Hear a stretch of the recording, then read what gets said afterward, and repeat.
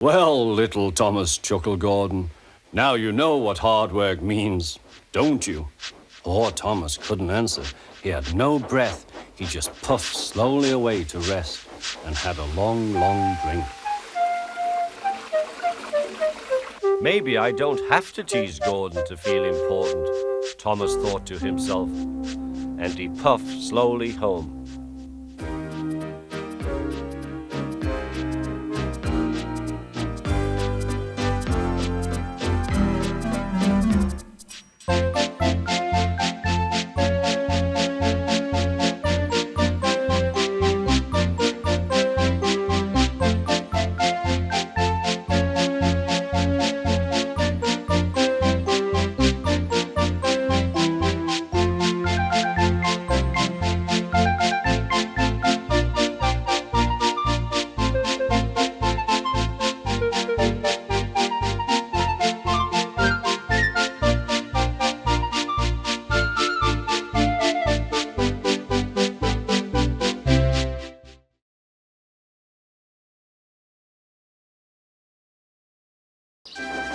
I'm going to poop at Henry, said Gordon.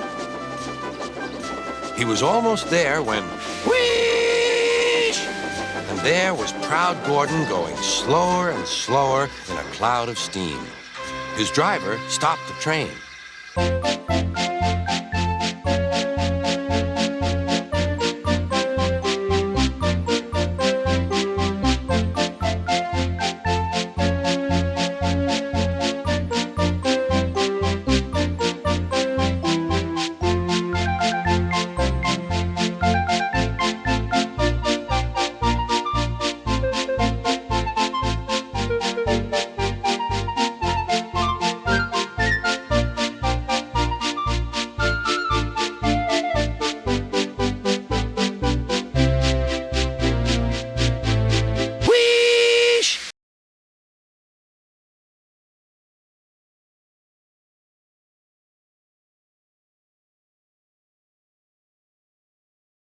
Hurry, hurry, called Thomas. He was feeling very proud of himself, but the cars grew crosser and crosser. At last, Thomas slowed down as he came to Gordon's hill.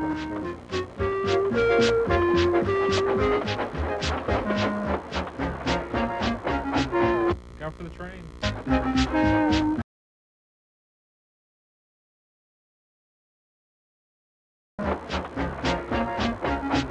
Look out for the train.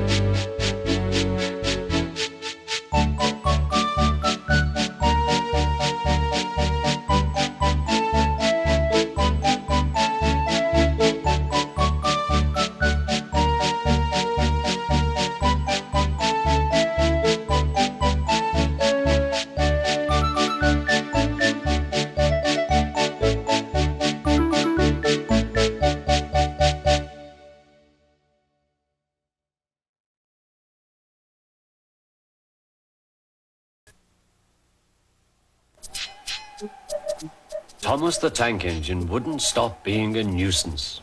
Night after night, he kept the other engines awake. I'm tired of pushing coaches. I want to see the world. The other engines didn't take much notice, but Thomas was a little engine with a long tongue. Thomas the tank engine wouldn't stop being a nuisance. Night after night, he kept the other engines awake. I'm tired of pushing coaches. I want to see the world. The other engines didn't take much notice, but Thomas was a little engine with a long tongue.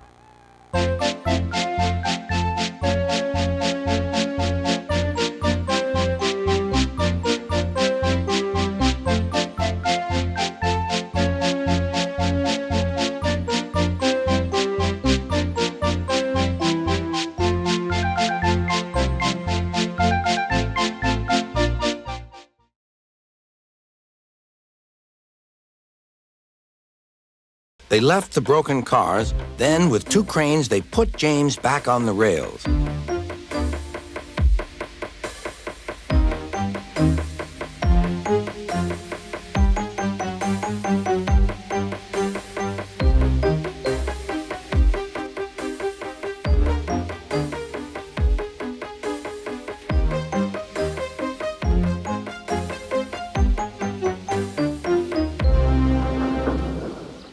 He tried to move, but he couldn't, so Thomas helped him back to the shed.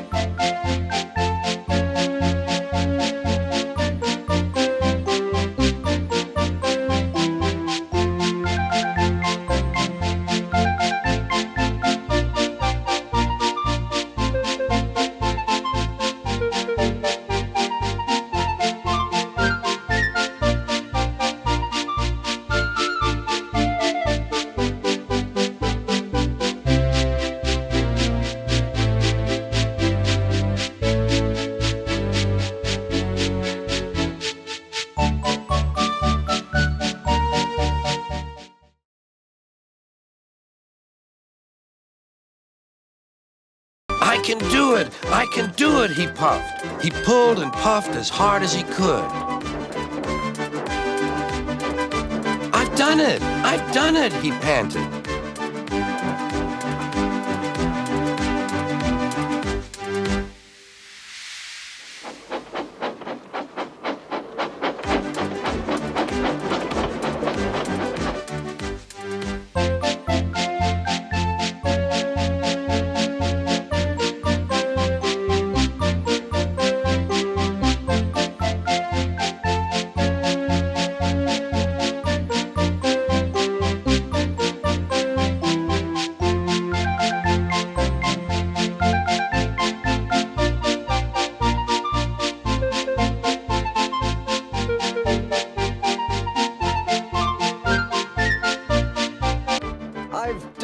I've done it, he panted.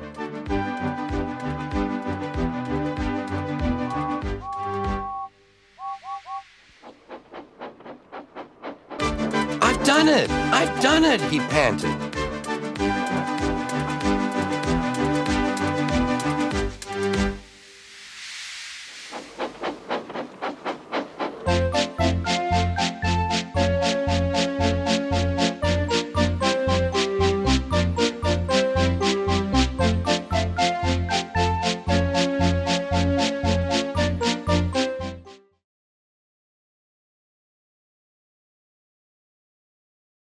Everyone said thank you to James, and Sir Topham Hatt was very impressed. "Well done," he said. "Would you like to pull the express sometimes?" "Yes, please," answered James.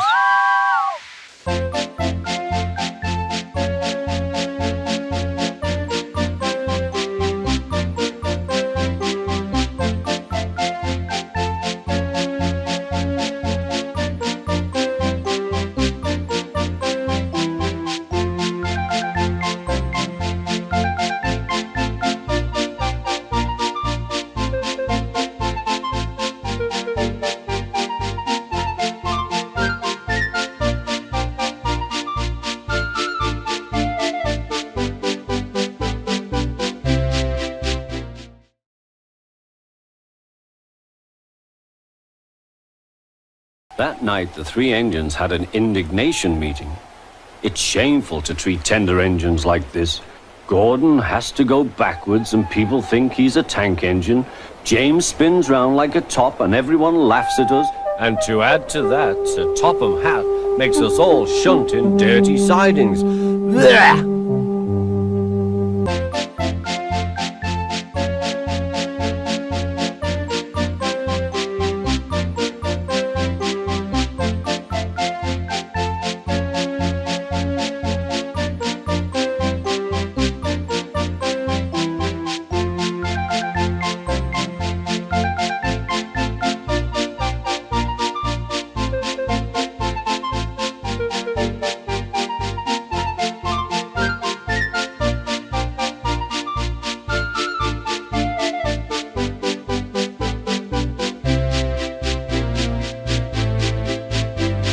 Blech!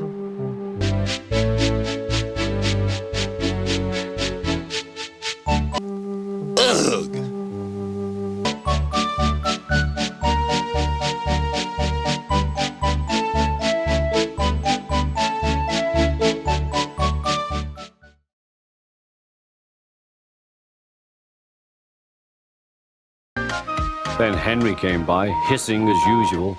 Cheese! Went Percy. Henry jumped and ran back to the shed.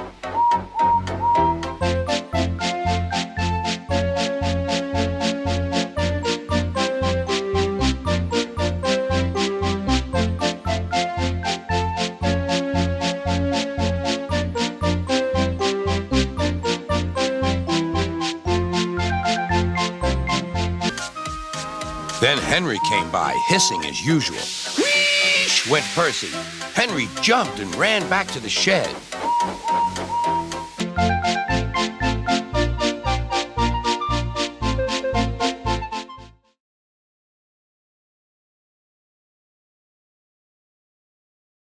After a great deal of shunting, Percy was waiting for the signalman to set the switch so that he could get back to the yard.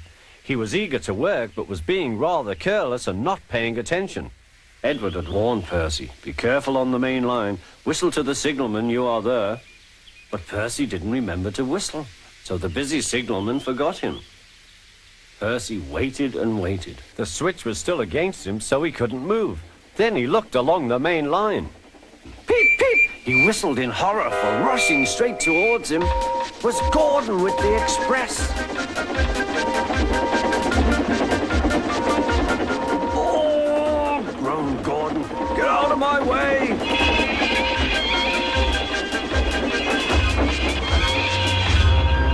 Percy opened his eyes.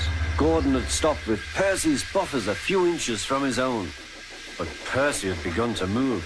I won't stay here. I'll run away, he puffed.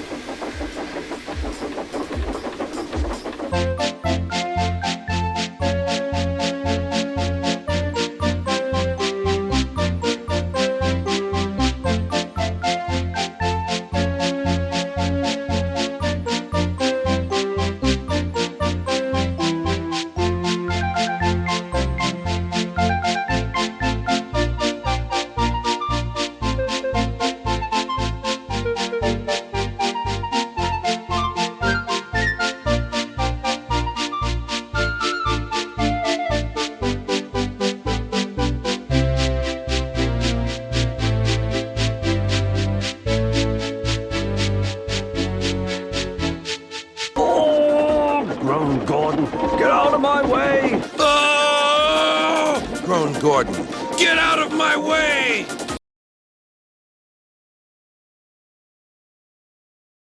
I want to stop. I want to stop, he puffed. I want to stop! I want to stop! He puffed. I want to stop. I want to stop. I have stopped, he puffed thankfully. I want to stop! I want to stop! I have stopped, he puffed thankfully.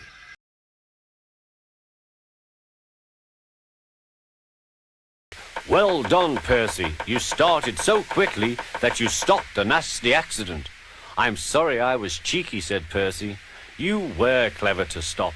Well done, Percy. You started so quickly that you stopped a nasty accident. I'm sorry I was cheeky, said Percy. You were clever to stop, replied Gordon.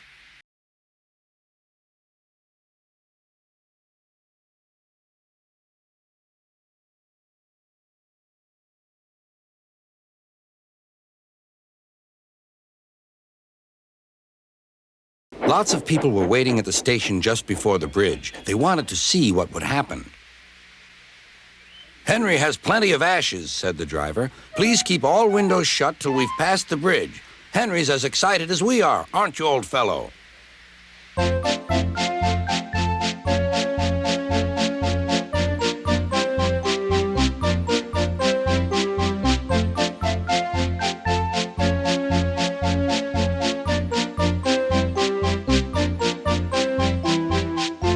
Henry felt more stuffed up than excited. Soon they could see the boys, and they all had stones. Are you ready, Henry? Said the driver. Sneeze hard when I tell you. Now, he said. Achoo!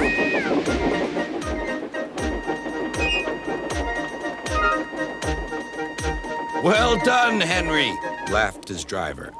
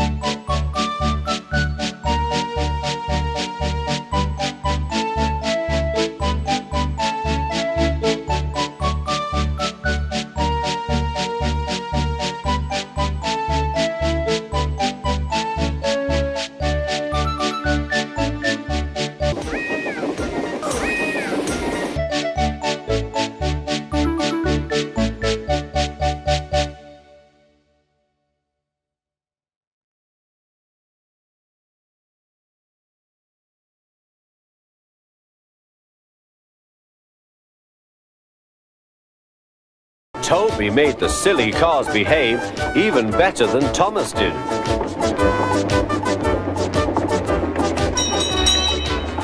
Oi, you!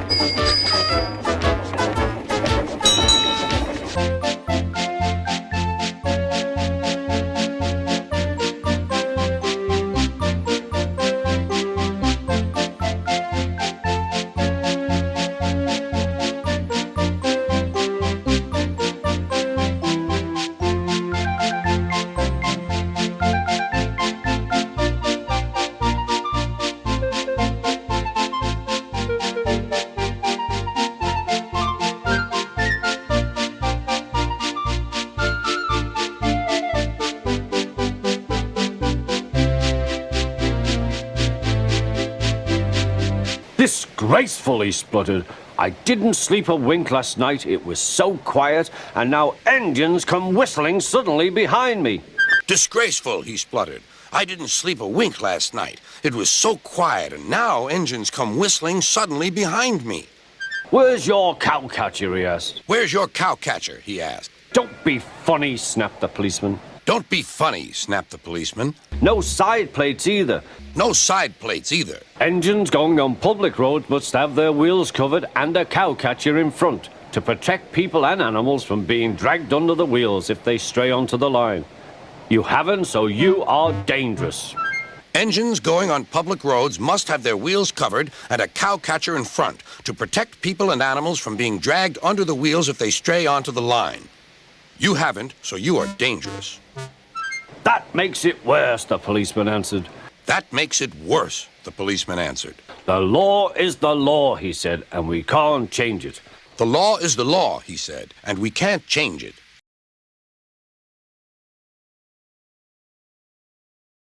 Oi, you! Hey, you!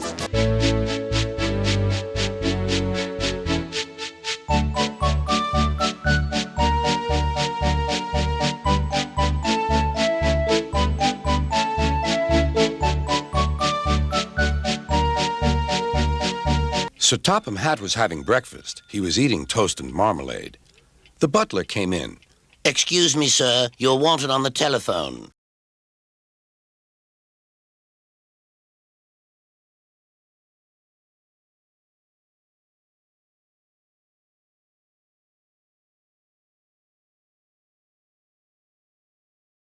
Wait, James, wait, said the driver, but James wouldn't wait. He was too busy thinking what he would say to Toby when they next met.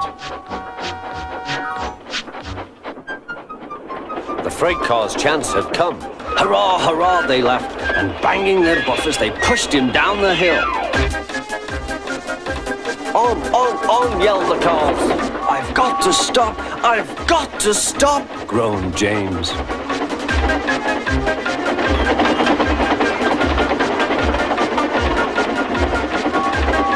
Through the station they thundered. Disaster lay ahead.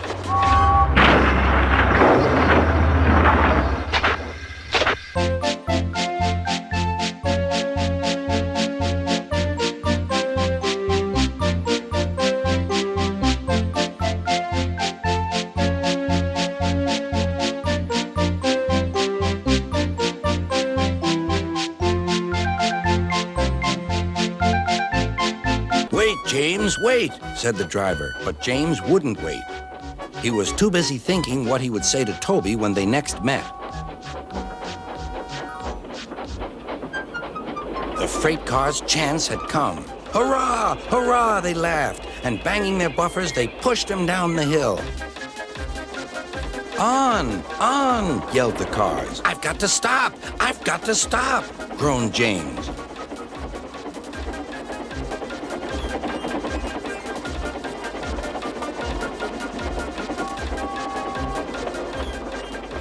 Disaster lay ahead.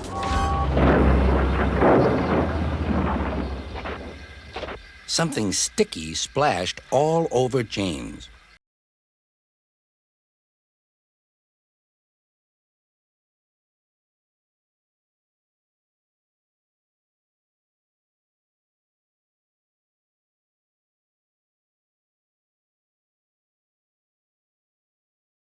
Later, Thomas was resting when Percy arrived.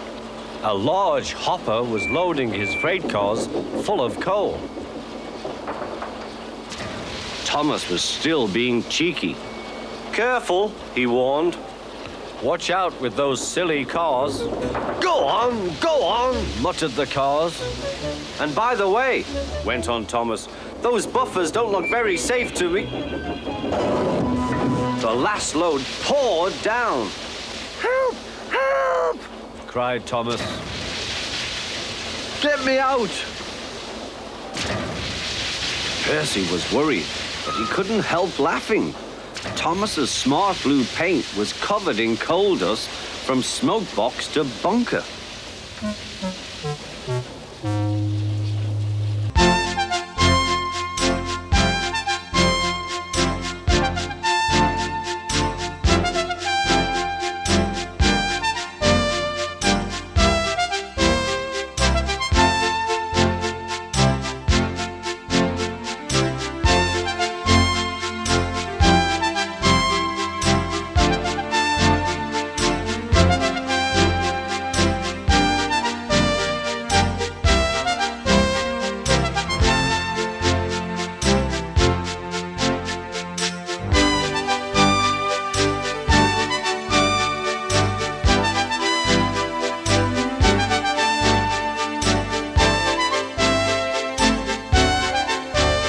Last load poured down. Help! I'm choking! Cried Thomas.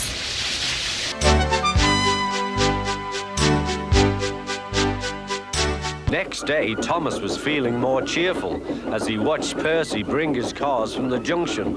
The cars were heavy and Percy was tired.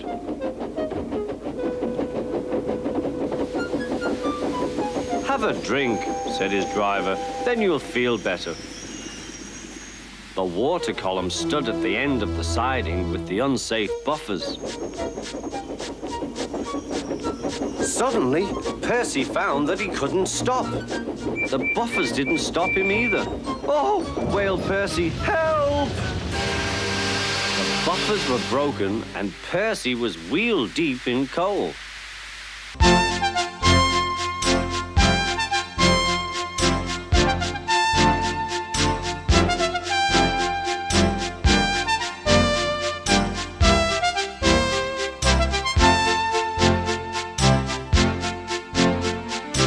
Later, Thomas was resting when Percy arrived. A large hopper was loading his freight cars full of coal. Thomas was still being cheeky. "Careful," he warned. "Watch out with those silly cars." Go on," muttered the cars. "And by the way," went on Thomas, "those buffers don't look very safe to me." The last load poured down. "Help, help," cried Thomas. "Get me out." Percy was worried, but he couldn't help laughing. Thomas's smart blue paint was covered in coal dust from smokebox to bunker. Next day, Thomas was feeling more cheerful as he watched Percy bring his cars from the junction. The cars were heavy and Percy was tired.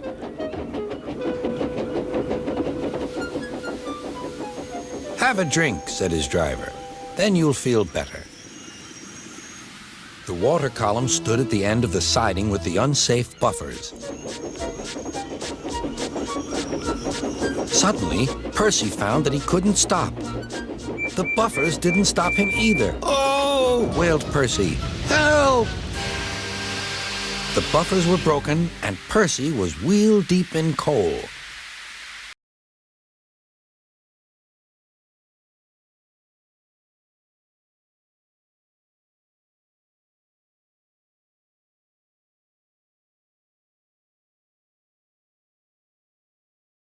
Some cows were grazing nearby. They were not used to trains. The noise and smoke disturbed them. As Edward clanked by, they broke through the fence and ran across the line. A coupling was broken and some cars were left behind.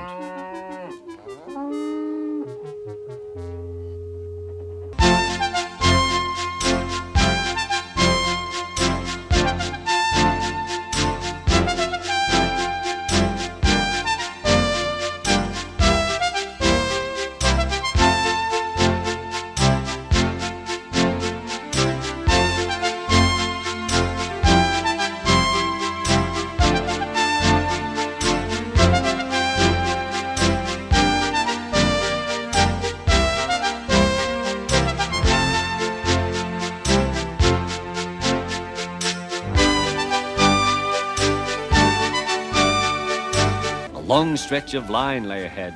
In the distance was a bridge. It seemed to Gordon that there was something on the bridge. His driver thought so too. "Whoa, Gordon," he said and shut off steam. "Oh," said Gordon, "it's only a cow. Shoo! Shoo!" He moved slowly onto the bridge, but the cow wouldn't shoo. She had lost her calf and felt lonely. "Moo," she said sadly. Everyone tried to send her away, but she wouldn't go. Henry arrived.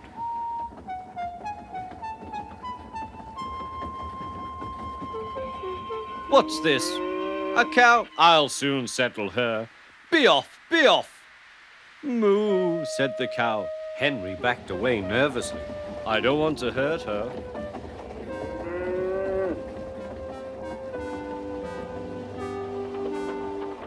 At the bridge, Bluebell was very pleased to see her calf again, and the porter led them away.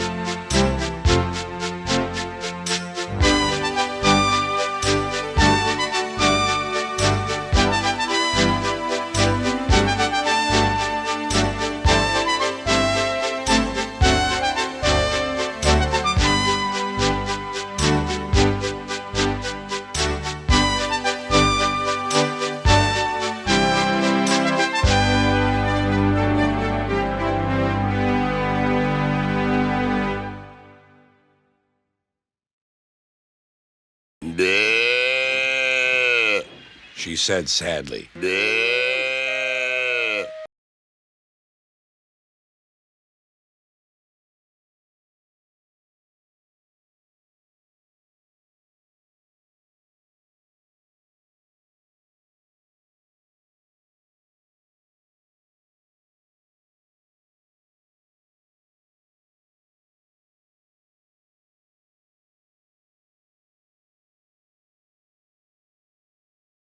Threshed corn, hauled logs, and did lots of other work. The children loved to see us. Trevor shut his eyes, remembering. Oh, yes, I like children. Long afterward, you'll see him shut his eyes, remembering. I like children, he whispers happily.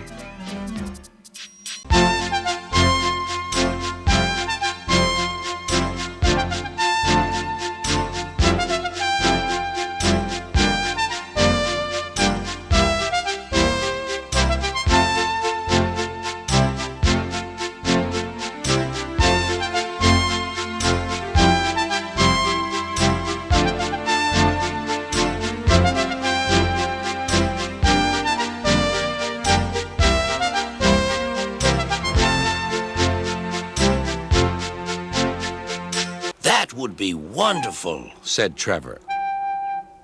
That evening, Trevor stood remembering his new friend Thomas, the harbor, and most of all, the children. Then he went happily to sleep in the shed at the bottom of the orchard.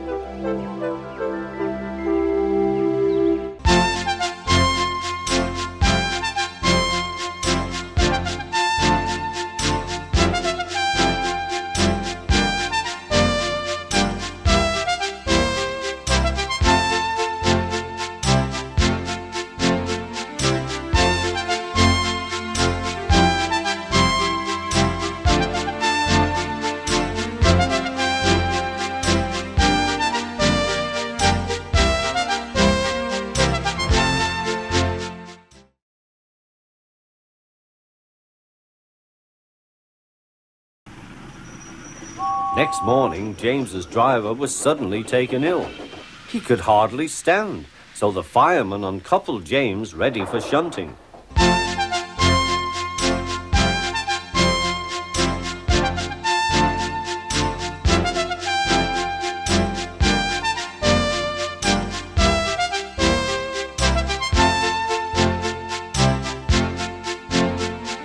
But one day, Thomas's fireman was ill, and a relief man took his place.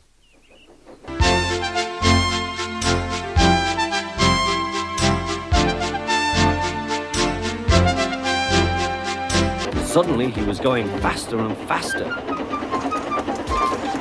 He realized that he had no driver. What shall I do? I can't stop! Help! Help!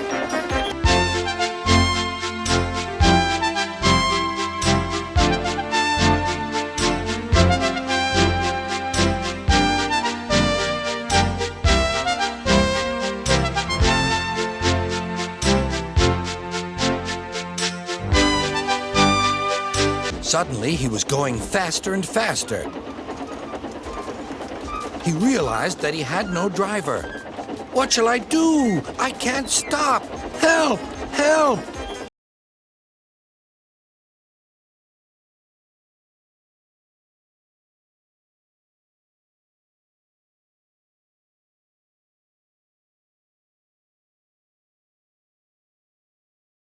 James, Gordon, and Henry watched Duck quietly doing his work. He seems a simple sort of engine. We'll have some fun and order him about. Quack! Quack! Quack! Quack! Whoosh! Smoke billowed everywhere.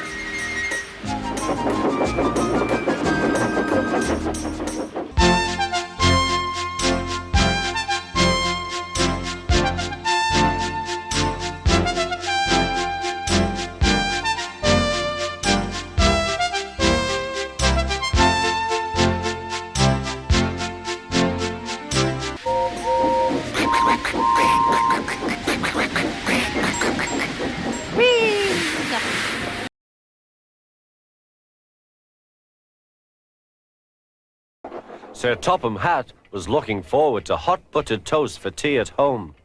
Suddenly he heard an extraordinary noise. Whee!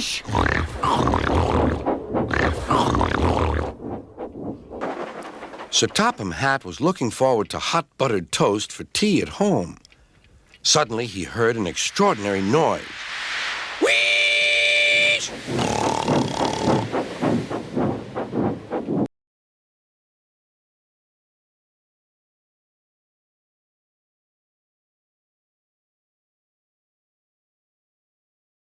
Stop that noise!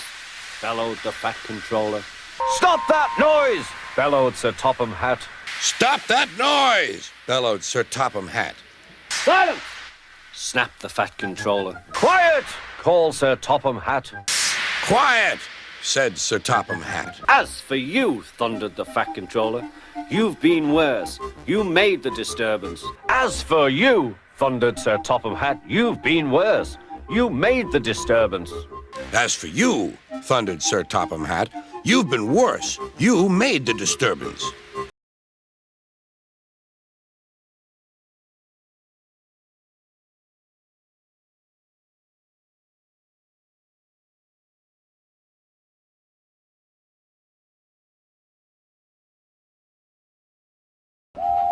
When Duck returned, Diesel was trying to take some cars from a siding. They were old and empty. They had not been touched for a long time. Diesel found them hard to move. Pull! Push! Backwards! Forwards! Oh-wee! Oh-wee! The cars groaned.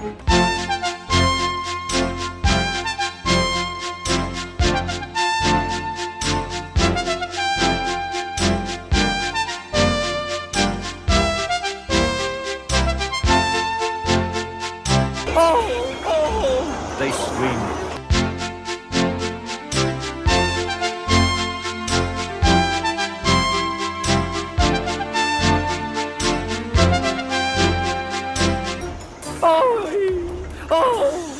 The trucks groaned.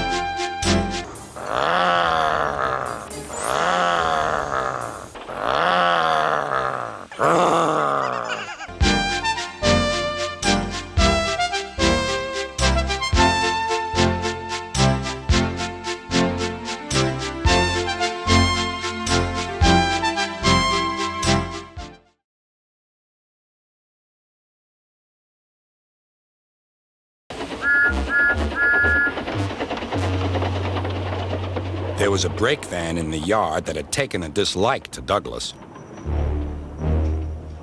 Things always went wrong when he had to take it out.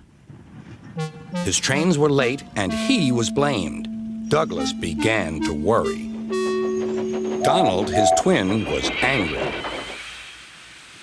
You're a muckle nuisance, said Donald. It's to leave you behind I be wanting. You can't, said the brake van. I'm essential. Ah, are you? Donald burst out. You're nothing but a screeching and a noise when all's said and done. Spite doggy, would you? Take that! Oh! Oh! cried the van. There's more coming should you misbehave. The van behaved better after that.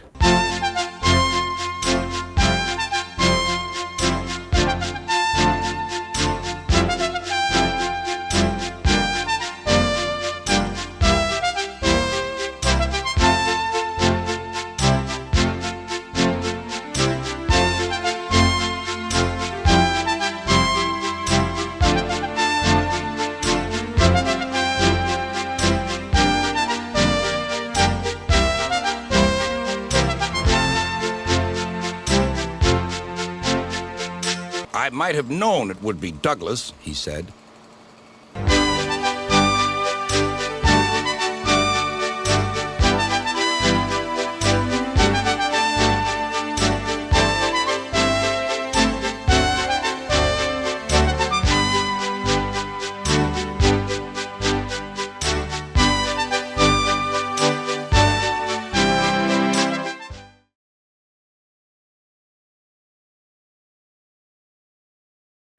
The engines woke next morning feeling exhausted. Daisy, on the other hand, felt bright and cheerful. Woo, woo, she tooted as she came out of the yard and back to the station.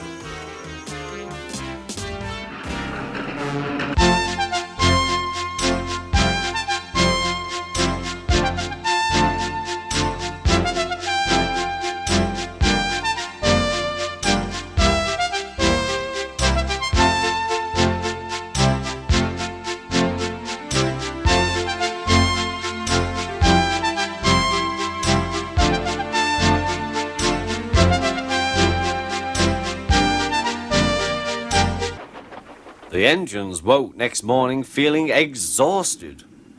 Daisy, on the other hand, felt bright and cheerful. Ooh, ooh, she tooted as she came out of the yard and back to the station.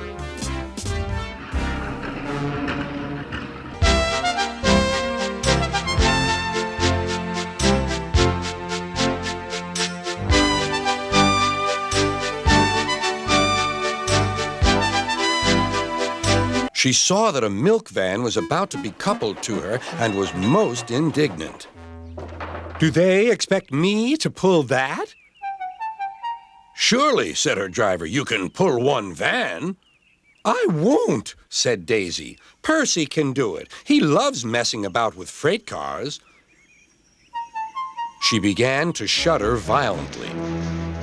"Nonsense," said her driver. "Come on now, back down." Daisy lurched backwards. She was so cross that she blew a fuse. "Told you," she said, and stopped.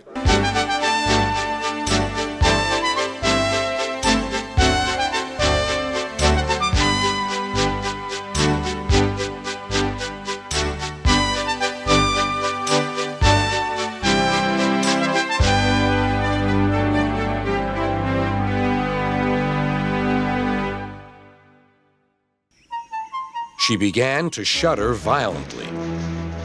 "Nonsense," said her driver. "Come on now, back down." Daisy lurched backwards. She was so cross that she blew a fuse. She began to shudder violently. "Nonsense," said her driver. "Come on now, back down." Daisy lurched backwards. She was so cross that she blew a fuse.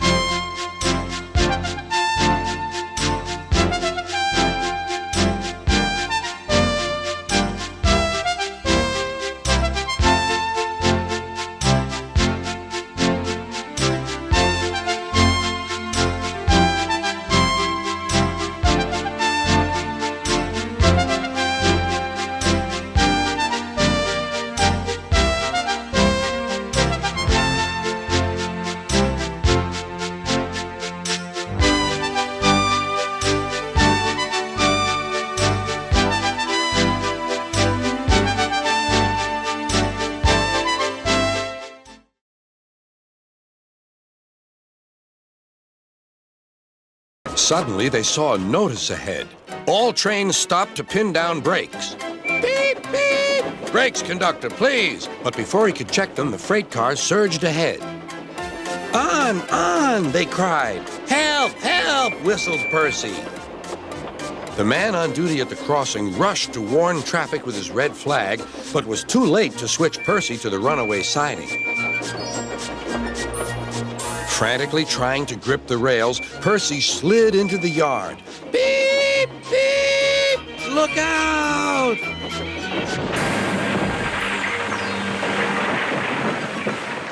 The brake van was in smithereens. Percy's driver and fireman had jumped clear, but Percy was stranded.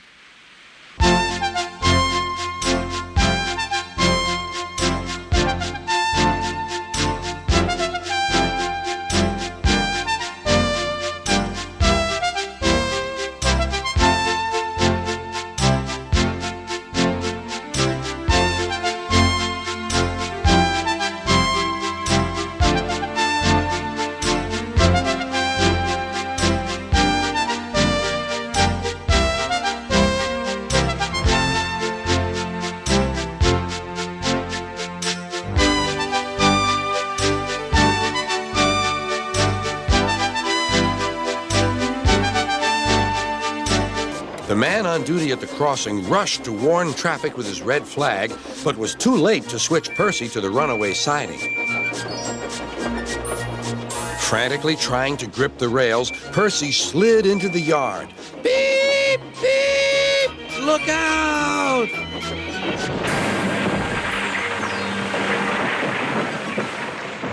The man on duty at the crossing rushed to warn traffic with his red flag, but was too late to switch Percy to the runaway siding. Frantically trying to grip the rails, Percy slid into the yard. Beep, beep! Look out!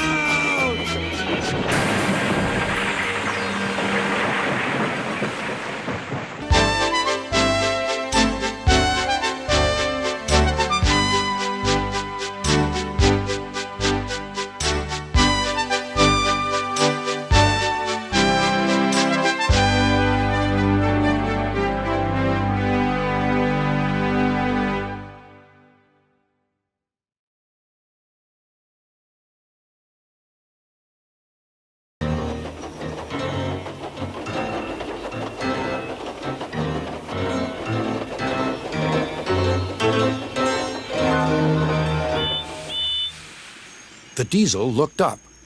"Do you mind?"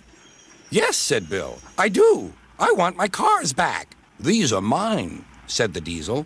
"Go away."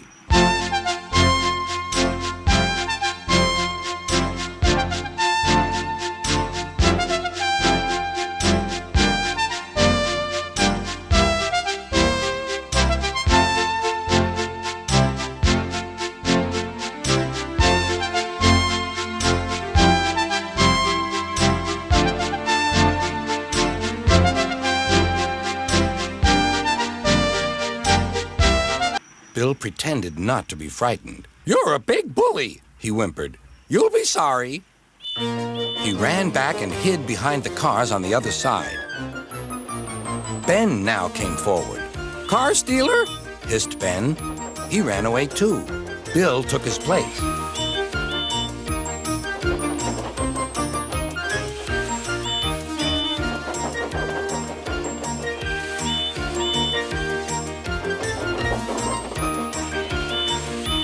This went on and on till the diesel's eyes nearly popped out. "Stop, you're making me giddy." The two engines gazed at him. "Are there two of you?" "Yes, we're twins." "I might have known it."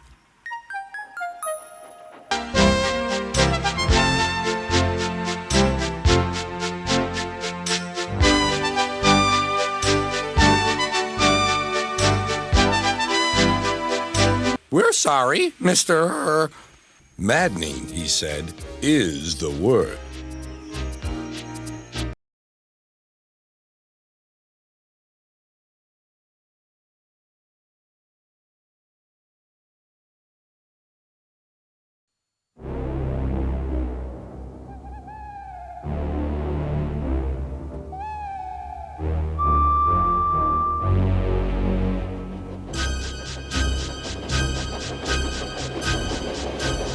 every year on the date of the accident, it runs again as a warning to others, plunging into the gap, shrieking like a lost soul.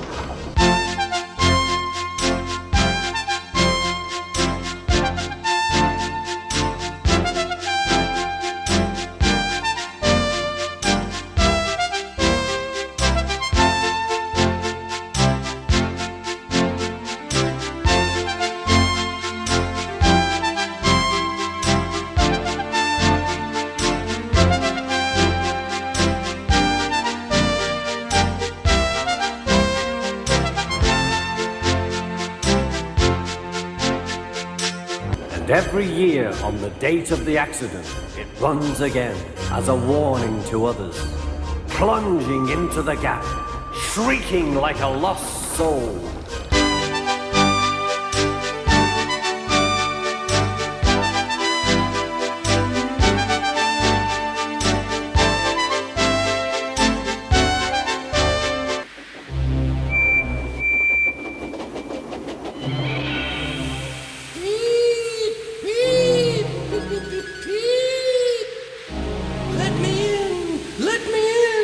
Wailed Percy.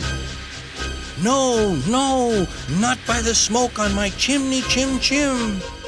I'll chuff and I'll puff and I'll break your door in.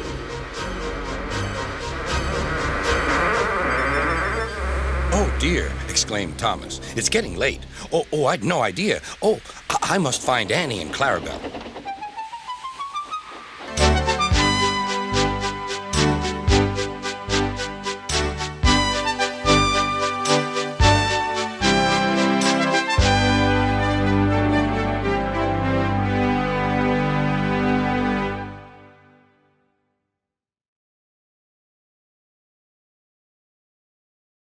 Peep, peep, pip, pip, pip, peep.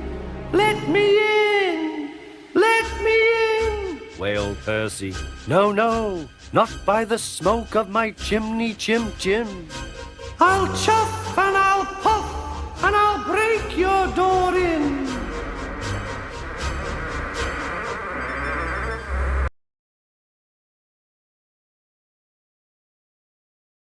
Oh dear, exclaimed Thomas. It's getting late. Oh, I'd no idea. Oh, I must find Annie and Clarabelle.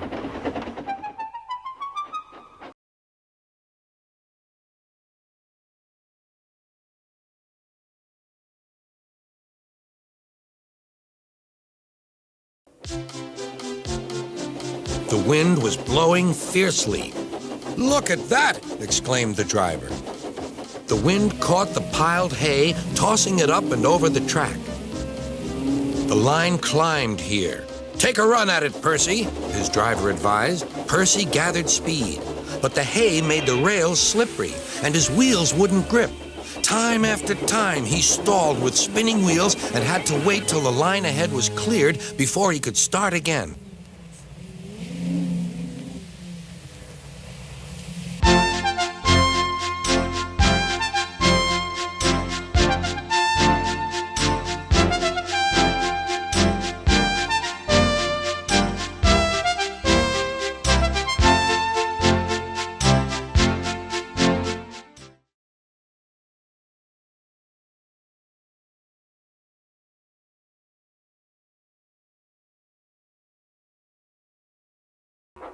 Percy was still being cheeky.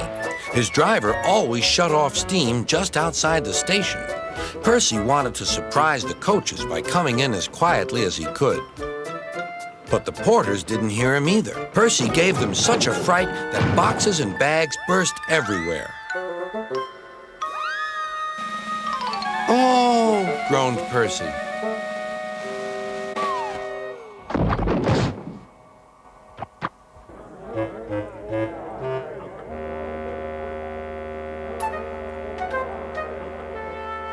Sticky streams of jam trickled down Percy's face.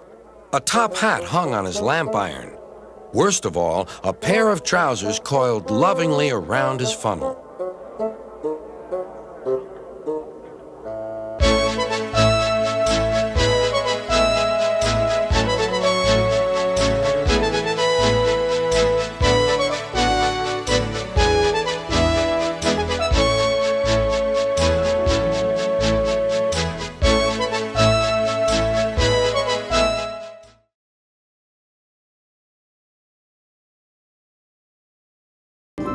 On the viaduct, they met the wind. It was a teasing wind which blew suddenly in hard puffs. Gordon thought it wanted to push him off the bridge. "No, you don't," he said firmly. But the wind had other ideas. It curled round his boiler, crept under his loose dome, and lifted it off and away into the valley below. Gordon was most uncomfortable. The cold wind was whistling through the hole where his dome should be, and he felt silly without it.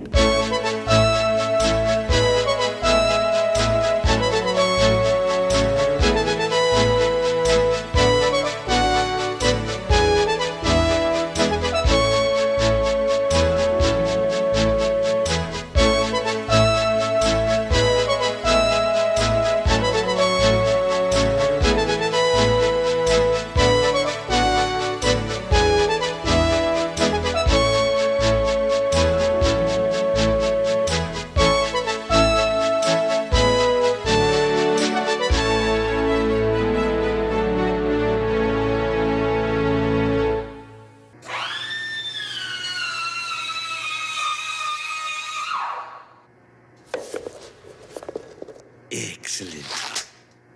Smithers, hand me that ice cream scoop. Ice cream scoop? Damn it, Smithers. This isn't rocket science, it's brain surgery.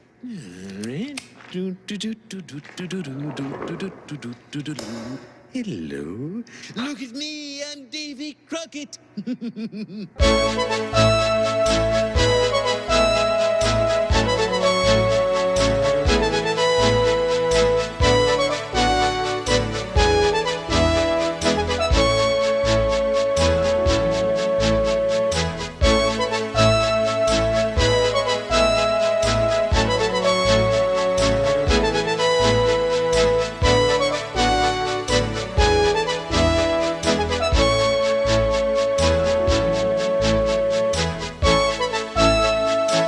Gordon was most uncomfortable. The cold wind was whistling through the hole where his dome should be, and he felt silly without it. Gordon saw everything. "Ah, well, we live and learn. Never mind, little James. I'm going to push behind."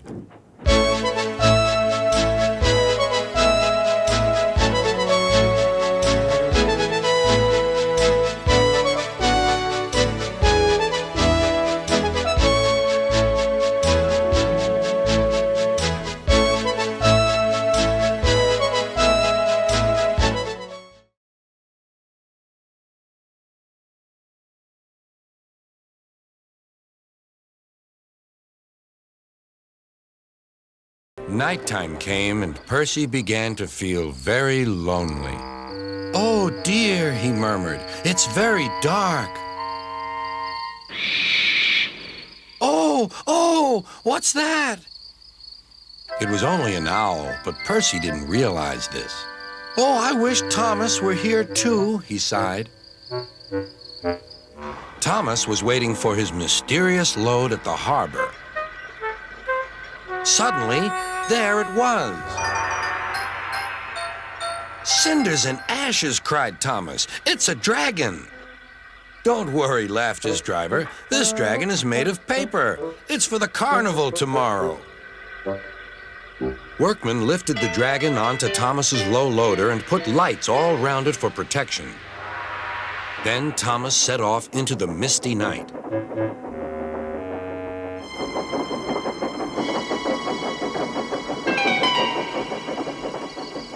Percy was asleep on his siding and had no idea that Thomas was approaching him.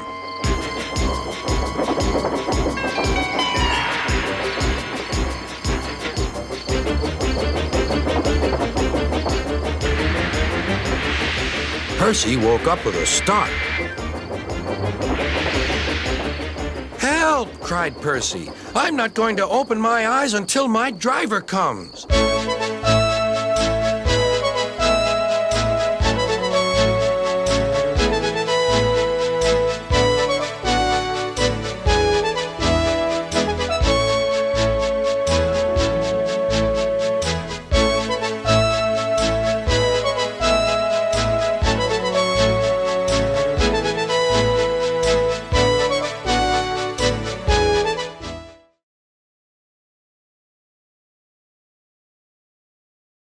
It came as a shock when he did. Good morning, squirmed Diesel in his oily voice. The two engines had not worked with Diesel for a long time. What are you doing here? Gasped Duck. Your worthy top, Sir Topham Hatt sent me. I hope you are pleased to see me again. I am to shunt some dreadfully tiresome cars. Shunt where? Said Percy suspiciously. Where? Why, from here to there, purred Diesel, and then again from there to here. Easy, isn't it? With that, Diesel, as if to make himself quite clear, bumped some cars hard. Oh! Screamed the cars. Grrr! Growled Diesel.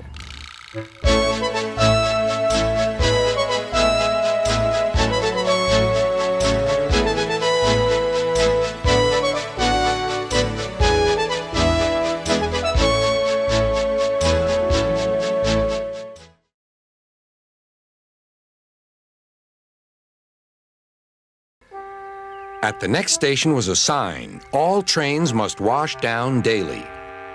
James had just finished being cleaned. Come on, Gordon, said his driver. You'll feel better too after a good hose down. Bah, said Gordon, and angrily let off steam. You're a very naughty engine, said Gordon's driver. Now James will need another shower. You'll have to wait your turn till later. Good riddance, huffed Gordon. I'm far too busy to waste time with water.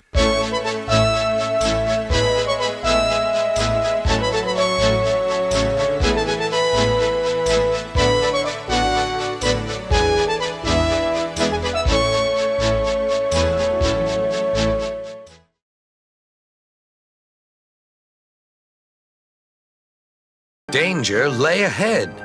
Now for our plan, giggled the cars. Go faster, go faster. They pushed Thomas over the switches. Slow down, called Thomas's driver and applied the brakes.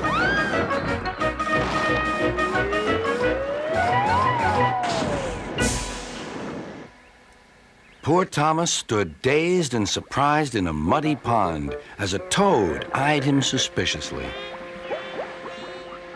Bust my buffers, muttered Thomas. The day started so well, too.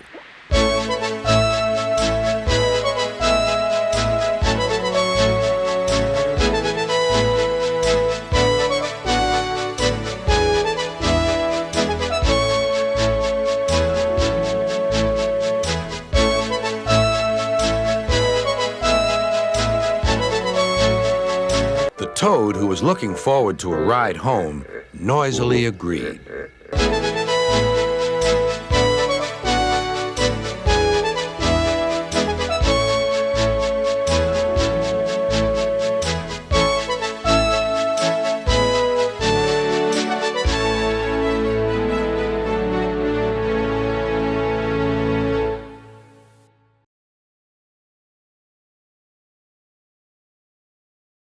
The next morning, James arrived at the station to collect his coaches. The passengers were excited and keen to get on board. The platform was crowded, and the porter was in a hurry. Mind your backs, he shouted. Then there was trouble. The beehive fell and broke open. The station cleared like magic. James heard a familiar buzzing. The bees were too cold to be cross, so they buzzed around the fireman, hoping he'd mend their hive. But he didn't understand, nor did his driver, so the bees turned to James. His boiler was nice and warm.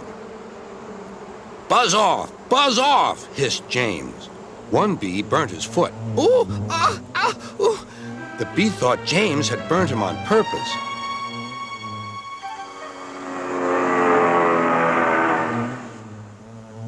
So it stung James right back on the nose. Eee! Whistled James. He had had enough. So had his fireman and driver.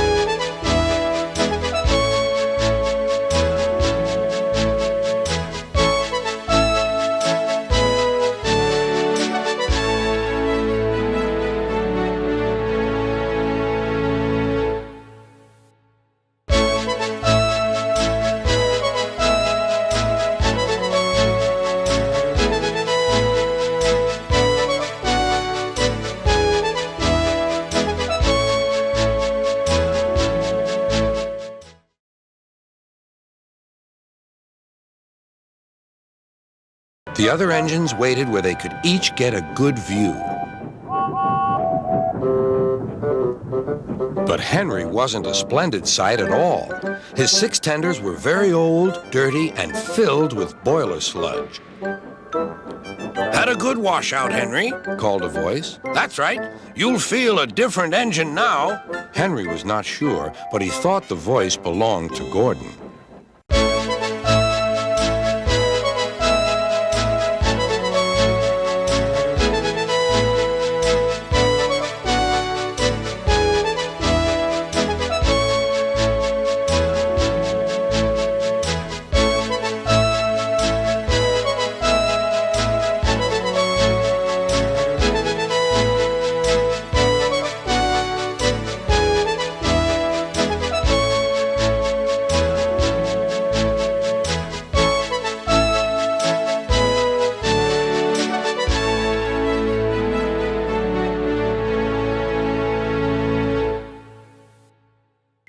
Off we go, said Percy. I'll have to go fast to get there in time. Those big engines are so unreliable. Be careful, Percy. Called his driver, but Percy was in a hurry.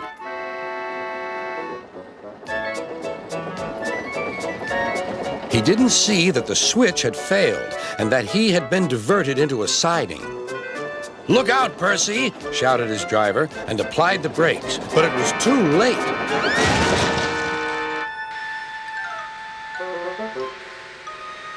The driver and fireman had jumped clear, but squashed fruit squirted all over Percy.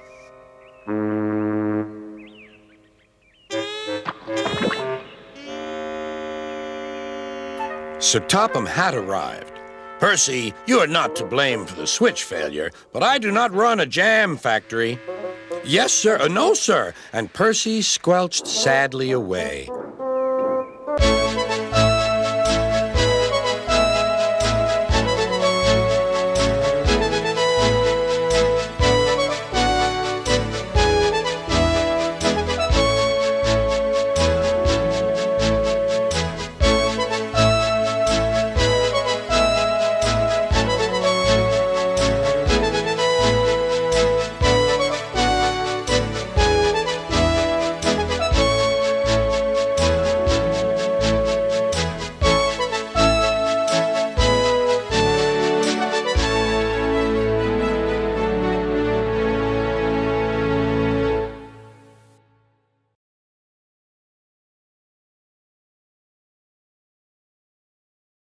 Oh, cried Bulstrode. I'm sinking. Serves you right, giggled the cars. You were always barging in and moaning.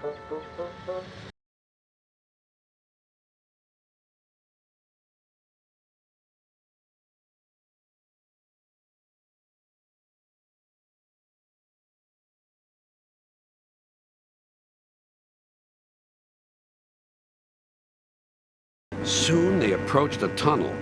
Falcon didn't like the tunnel. It was curved, and he couldn't see. I want to get out. I want to get out, he sighed. One moment, everything seemed safe. But then, suddenly,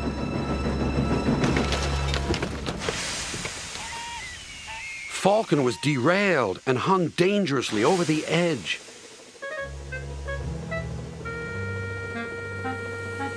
Duke bravely held on with all his strength. Stop shaking, he called. I can't hold you if you shake.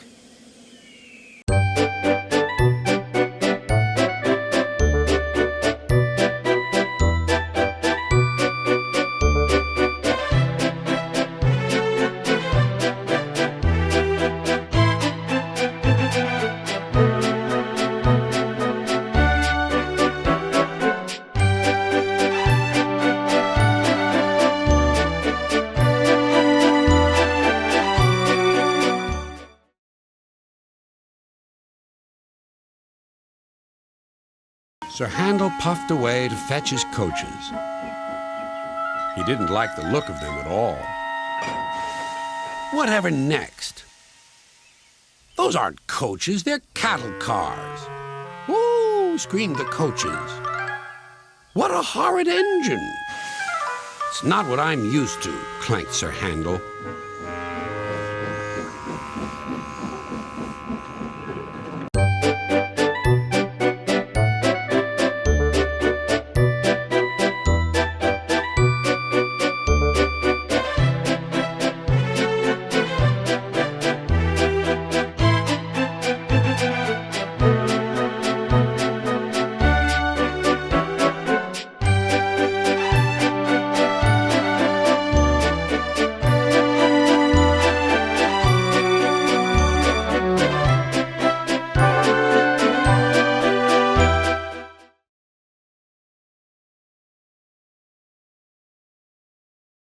Peter Sam duly waited at the bottom of the slope for the loaded cars.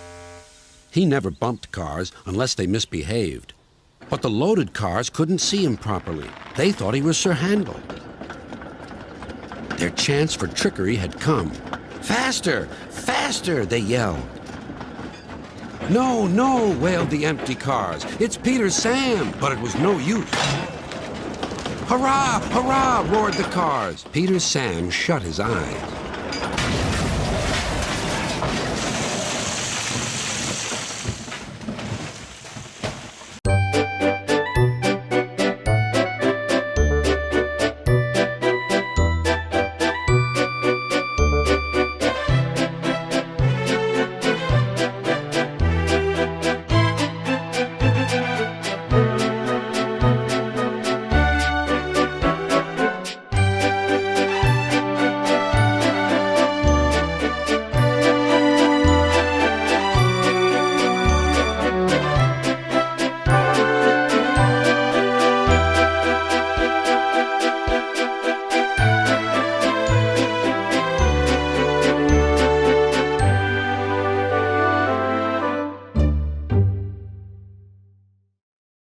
Peter Sam duly waited at the bottom of the slope for the loaded trucks. He never bumped trucks unless they misbehaved, but the loaded trucks couldn't see him properly. They thought he was Sir Handel. Their chance for trickery had come. Faster! Faster! They yelled. No, no! Wailed the empty trucks. It's Peter Sam. But it was no use. Hurrah! Hurrah! Roared the trucks. Peter Sam shut his eyes.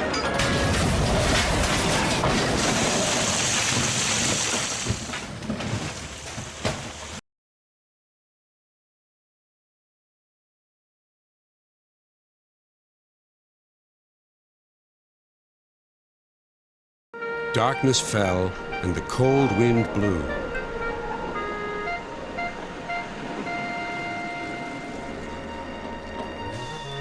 Oh, what's that? But it was only the sounds of the lonely scrapyard. Diesels, silent and still, lined up on guard. Who are you? Rusty plucked up courage. I'm a shed and sidings inspection diesel. Have you any engines in the shed? No, none. Rusty rallied again. Then what about the sidings? One. We have one.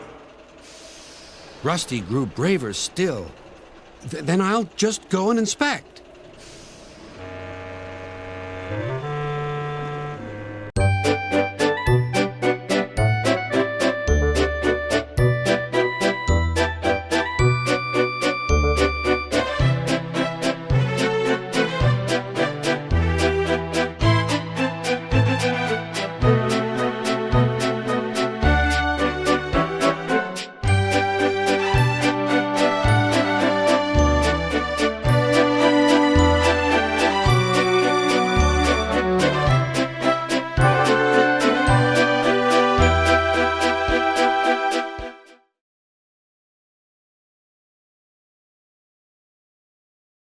They stopped outside the tunnel. The workmen went inside. It was very dark and quiet, but not for long. "Help!" shouted the workmen, and they ran out. We started to dig at the block, but it grunted and moved, one said.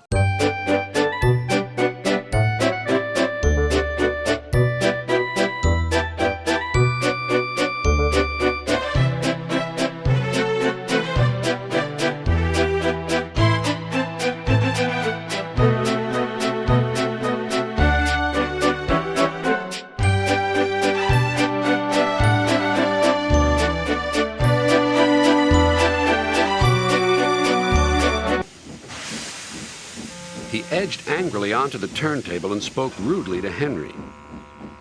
What's the matter, Henry? There's no rain today. Stop worrying and do some work instead. I'm not afraid of getting wet anymore, huffed Henry. Anyway, you look silly enough to be a clown. You should join the circus.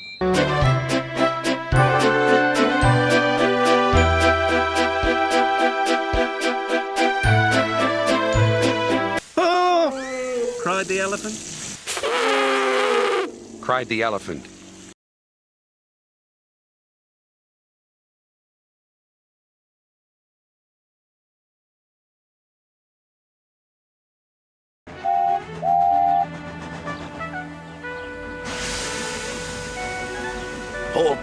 Hold back, whispered Scruffy, and pass the word to the others. The silly cars giggled. But Oliver knew what to do. There was plenty of sand on the rails and his wheels gripped splendidly. He gave a great heave. Oh, Groaned Scruffy. I don't like this. Go on, yelled Duck. Well done, boy, well done. Oh, Wailed Scruffy. I'm coming apart.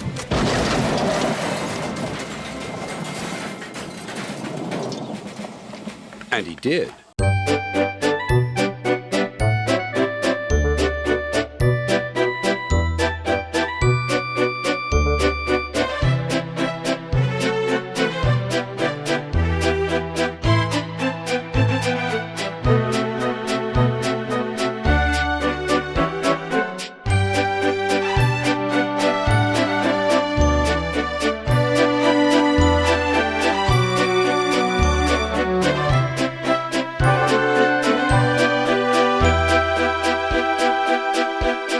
Bulgy's friend has come, he said. He's rude, too. He's taking Bulgy's passengers home and leaving Bulgy free to steal ours. But he can't, objected Duck. Bulgy says he can get them to the big station before us. Rubbish, replied Duck. It's much farther by road. Yeah, continued Oliver, but Bulgy says he knows a shortcut.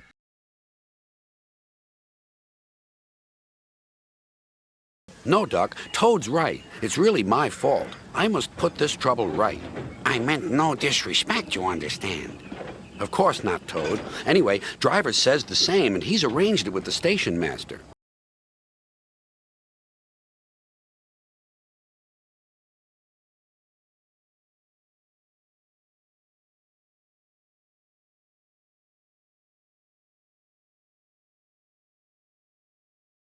Champion isn't really a fierce bull, but this morning he was cross. He'd strayed from his field, crashed through a fence, slithered down a slope, and now he didn't know where he was. Suddenly, he saw some grass. Now for my breakfast, he thought.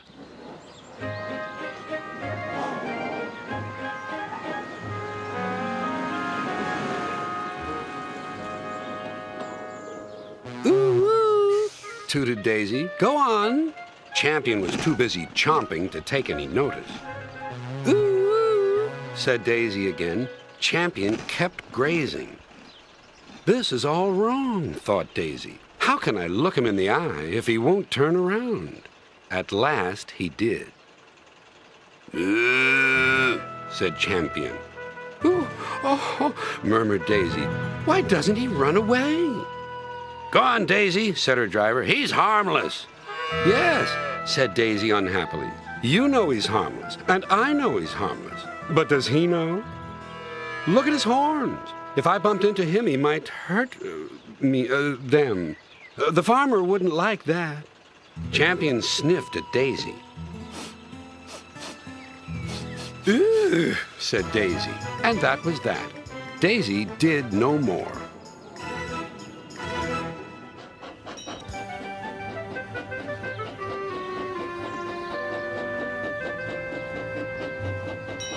Toby's bell rang and his whistle sounded, but Champion took no notice. Then Toby whooshed loudly. That did the trick. Toby whooshed a little more. And now, breakfast over, Champion chuntered away to join the farmer.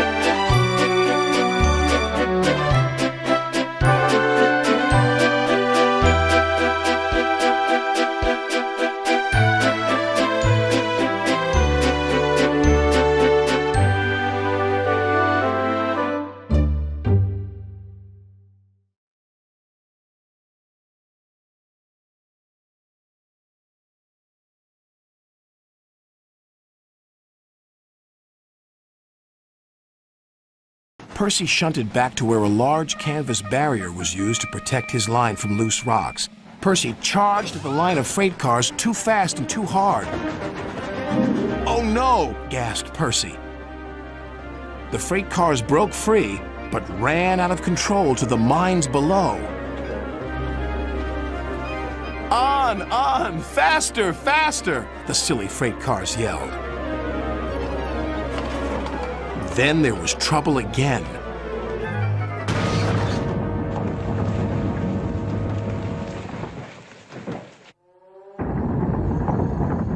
"Get out of here fast! The mine's collapsing!"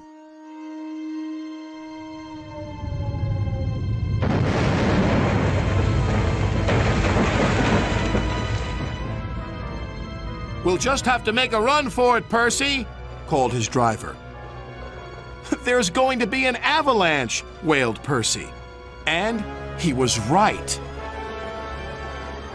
Worse still, the track he was on began to crumble. "Oh, help!" wailed Percy. Then he remembered something he had seen earlier. "There's a canvas barrier by the track. That might save us." They were just in time.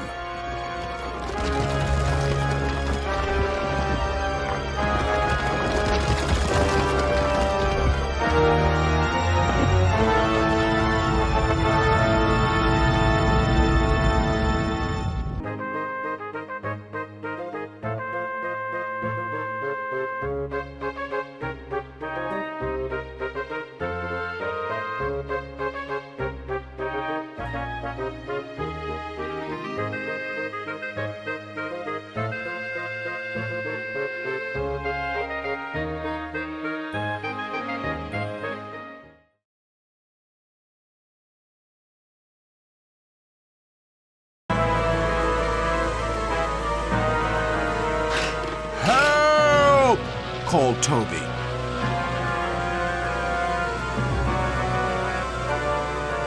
"We'll follow him on our line. It meets the river further down."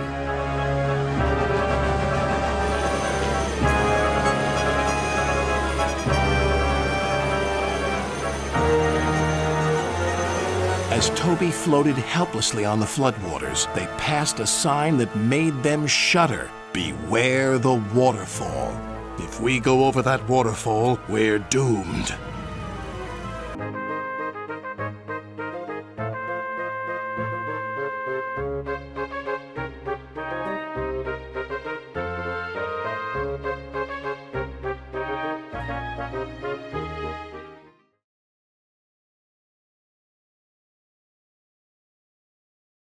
Stepney was all alone, but not for long.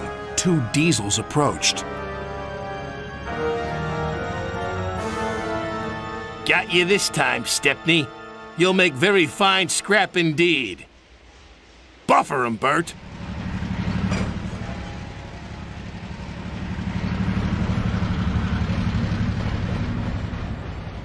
The Diesels took him to the large smelter shed.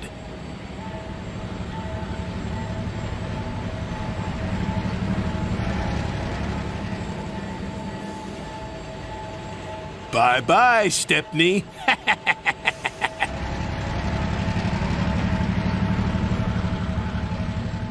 Stepney looked up.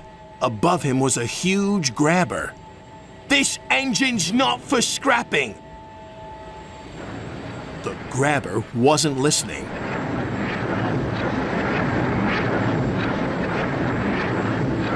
But just as it was about to grab hold of him, it stopped.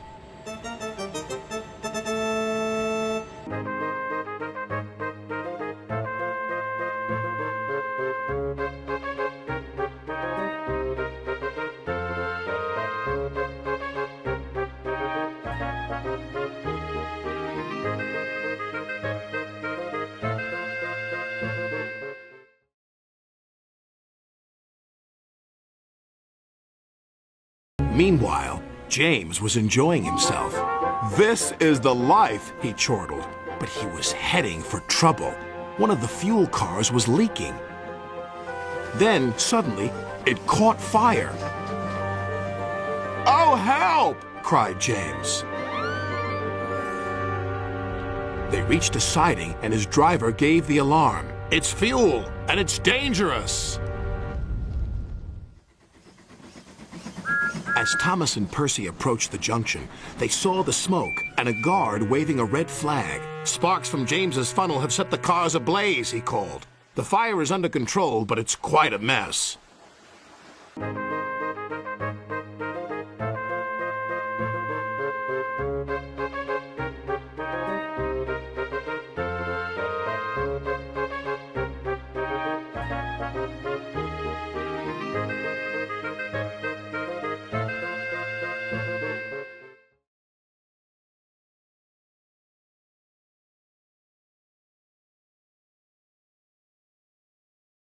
Sir Topham Hatt held Clarabelle's door open when... "A mouse!" Alicia Body screamed. And she screamed, and she screamed, and she screamed. She screamed so loud and so long that windows broke all over town. "Definitely a coloratura," said Gordon.